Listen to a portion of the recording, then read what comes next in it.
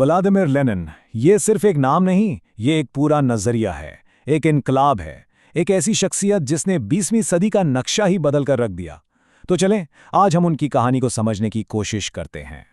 تو سوال یہ اٹھتا ہے کہ بھئی آخر ایک اکیلے شخص نے پوری ایک صدی کا دھارا کیسے موڑ دیا؟ آخر لینن کے اثرات اتنے گہرے کیوں ہیں کہ آج بھی 100 سال بعد بھی دنیا ان کے نام پر تقسیم نظر آتی ہے؟ انہی سوالوں کے جوابات ہمیں ان کی کہانی میں ملیں گے۔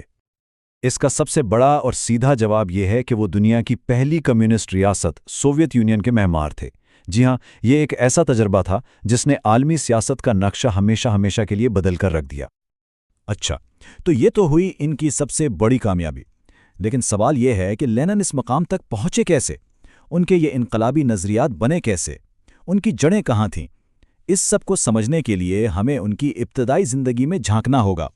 بات ہے 1870 کی۔ ایک پڑھے لکھے گھرانے میں ایک بچہ پیدا ہوا، ولادیمیر۔ اس کی زندگی شاید عام ہی رہتی، لیکن ایک واقعے نے سب کچھ بدل دیا، اور وہ واقعہ تھا ان کے بڑے بھائی کی پھانسی، جسے حکومت کے خلاف سازش کے الزام میں سزائے موت دی گئی۔ اب یہ صرف ایک ذاتی صدمہ نہیں تھا، نہیں، اس واقعے نے نوجوان لینن کے دل میں اس وقت کے پورے نظام کے خلاف ایک ایسی آگ بھڑکا دی جو پھر کبھی نہیں بجھی۔ آپ کہہ سکتے ہیں کہ یہی وہ چنگاری تھی جس سے آگے چل کر ایک بہت بڑا انقلاب بھڑکنے والا تھا۔ اسی آگ کو انہوں نے ایک نظریے کی شکل دی۔ انہوں نے کارل مارکس کے خیالات کو لیا اور انہیں روس کے حالات کے مطابق آپ کہہ لیں کہ اڈیپٹ کیا۔ اس کا نتیجہ نکلا مارکسزم لیننزم۔ اب اس کا مرکزی خیال بڑا دلچسپ تھا۔ وہ یہ تھا کہ روس کے مزدور اور کسان خود سے انقلاب لانے کے لیے تیار نہیں ہیں، اس لیے ایک چھوٹی لیکن بہت منظم اور ڈسپلن انقلابی پارٹی کو آگے بڑھ کر ان کی قیادت کرنی ہوگی۔ تو موٹے طور پر ان کے نظریات کے 3 بنیادی ستون تھے۔ پہلا، سرمایہ داری کا ہر حال میں خاتمہ۔ دوسرا، مزدوروں اور کسانوں کے حقوق کے لیے بھرپور جدوجہد۔ اور تیسرا، ایک ایسی ریاست کا خواب جہاں دولت سب میں برابر تقسیم ہو، کوئی امیر کوئی غریب نہ ہو۔ تو نظریہ تو بن گیا، لیکن اب وقت تھا اس نظریے کو حقیقت میں بدلنے کا، یعنی اب وقت تھا عمل کا۔ سالوں کی جد و جہد کے بعد آخر کار لینن کی زندگی کا وہ سب سے اہم لمحہ آ ہی گیا، 1917 کا انقلاب۔ دیکھیں، یہ راستہ کوئی پھولوں کی سیج نہیں تھا۔ انہیں قید بھی کاٹنی پڑی، ملک سے جلا وطن بھی کیا گیا، لیکن وہ اپنے مقصد سے 1 انچ پیچھے نہیں ہٹے۔ اور پھر آیا سال 1917، جب تاریخ نے ایک زبردست کروٹ لی۔ اور اس کے بعد تو واقعات اتنی تیزی سے پیش آئے کہ دنیا حیران رہ گئی۔ ذرا سوچیں، صرف چند مہینوں کے اندر اکتوبر میں لینن کی بالشویک پارٹی نے حکومت کا تختہ الٹ دیا، نومبر تک روس میں صدیوں سے قائم بادشاہت کا خاتمہ ہو گیا، اور دسمبر آتے آتے دنیا کی پہلی کمیونسٹ حکومت قائم ہو چکی تھی۔ سب کچھ پلک جھپکتے میں ہو گیا۔ اور یہ سمجھنا بہت ضروری ہے کہ یہ صرف ایک حکومت کی تبدیلی نہیں تھی، نہیں، یہ تاریخ کا ایک بالکل نیا باب تھا۔ سوچیں تو صحیح، تاریخ میں پہلی بار ایسا ہو رہا تھا کہ اقتدار بادشاہوں، نوابوں اور امیر لوگوں کے ہاتھوں سے نکل کر سیدھا محنت کش طبقے یعنی مزدوروں اور کسانوں کے پاس آ رہا تھا۔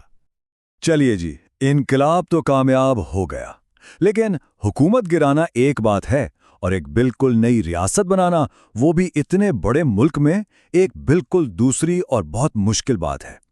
تو اب شروع ہوا سوویت ریاست کی تعمیر کا مرحلہ۔ دیکھتے ہیں کہ یہ کیسے ممکن ہوا۔ سال تھا 1922۔ انقلاب کے تقریباً 5 سال بعد لینن نے اپنے نظریے کو ایک ٹھوس ریاست کی شکل دے ہی دی، اور اس ریاست کا نام رکھا گیا union of Soviet socialist republics, یا جسے ہم سب USSR یا سوویت یونین کے نام سے جانتے ہیں۔ اقتدار میں آتے ہی لینن نے فوراً اپنے وعدوں پر عمل شروع کر دیا۔ سب سے پہلے زمینیں بڑے زمینداروں سے لے کر ان غریب کسانوں میں بانٹ دی گئیں جو اصل میں ان پر کام کرتے تھے۔ پھر تمام بڑی فیکٹریوں اور کارخانوں کو حکومتی کنٹرول میں لے لیا گیا تاکہ ان کا منافع چند لوگوں کی جیب میں جانے کے بجائے عوام پر خرچ ہو۔ اور ہاں، تعلیم اور صحت جیسی بنیادی سہولتوں کو ہر شہری کے لیے مفت اور عام کر دیا گیا۔ تو لینن نے ریاست کی بنیاد تو رکھ دی، لیکن کہانی یہاں ختم نہیں ہوتی۔ ان کی زندگی کا آخری باب اور جو میراث وہ پیچھے چھوڑ گئے، وہ آج تک 1 صدی بعد بھی ایک بہت بڑی بحث کا موضوع ہے۔ کافی عرصے سے ان کی صحت خراب چل رہی تھی، اور آخر کار 1924 میں ولادیمیر لینن اس دنیا سے چلے گئے۔ لیکن ان کے جانے کے بعد ان کے کام اور ان کی شخصیت پر ایک ایسی بحث شروع ہوئی جو آج تک ختم نہیں ہوئی۔ اور یہی وہ نقطہ ہے جہاں لینن کی میراث دو بالکل مختلف حصوں میں بٹ جاتی ہے۔ ایک طبقے کے لیے وہ عوام کے نجات دہندہ ہیں، ایک ہیرو جس نے غریبوں اور مزدوروں کو ان کے حقوق دلائے، لیکن ایک دوسرا طبقہ انہیں ایک بے رحم آمر سمجھتا ہے جس نے ایک جماعتی ریاست کی بنیاد رکھی جس میں اختلاف رائے کی کوئی گنجائش نہیں تھی۔ لیکن ایک بات ایسی ہے جس پر شاید ان کے حامی اور مخالف دونوں متفق ہیں، اور وہ یہ کہ آپ انہیں ہیرو مانیں یا ویلن، اس حقیقت سے کوئی انکار نہیں کر سکتا کہ ولادیمیر لینن نے اس دنیا کو ہمیشہ کے لیے بدل کر رکھ دیا۔ تو آخر میں سوال پھر وہیں آ جاتا ہے، نجات دہندہ یا آمر؟ شاید تاریخ کا حتمی فیصلہ ابھی باقی ہے، اور ہو سکتا ہے یہ فیصلہ کبھی ہو ہی نہ پائے۔ یہ ایک ایسی بحث ہے جو آج بھی دنیا بھر میں جاری ہے اور شاید ہمیشہ جاری رہے گی۔